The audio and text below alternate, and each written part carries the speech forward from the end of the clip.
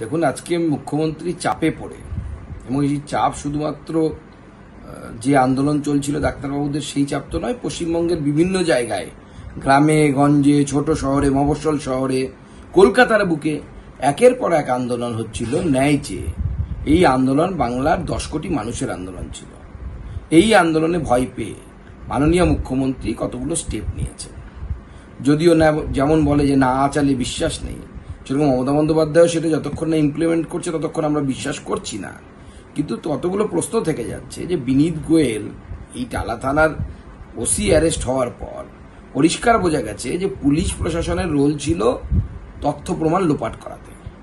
তো এই তথ্য প্রমাণ লোপাট করাতে তো কাউকে সরিয়ে দিলে হয় না, তার তো শাস্তি হতে হবে, তাকে শাস্তি দিতে হবে। একসময় বিনীত গোয়েল সাহেব নিজে সিবিআইয়ের উপর ভরসা রেখে বলেছিলেন যে সিবিআই তো তদন্ত করছে, আমাদের মধ্যে থেকে কেউ তথ্য প্রমাণ লোপাট করেছে কিনা, যদি সিবিআই সেরকম প্রমাণ পায় ব্যবস্থা নেবে। তা আজকে বিনীত গোয়েলকে শুধু উনি সরিয়ে দিলেন বাঁচানোর জন্য। এইভাবে বিনীত গোয়েলকে উনি বাঁচাতে পারবেন না। বিনীত গোয়েলকে জেলে যেতে হবে যদি তার ইনভলভমেন্ট পাওয়া যায়, এবং আমার বিশ্বাস পাওয়া যাবে। তার সাথে সাথে এই যে বিভিন্ন স্বাস্থ্য অধিকর্তাদেরকে সরালেন, বাংলার মানুষের আন্দোলনের জন্য সরালেন, বাংলার মানুষের কাছে বাঙালির কাছে মাননীয় মুখ্যমন্ত্রী হেরে গেলেন। কিন্তু তার সাথে সাথে আমরা জানি যে এটা একটা ঘুণ ধরা ব্যবস্থা, এবং সেই ব্যবস্থাটা তৈরি করেছিলেন হচ্ছে মমতা বন্দ্যোপাধ্যায়। সেজন্য আমাদের দাবি এখনো পুরো পূর্ণ হয়নি।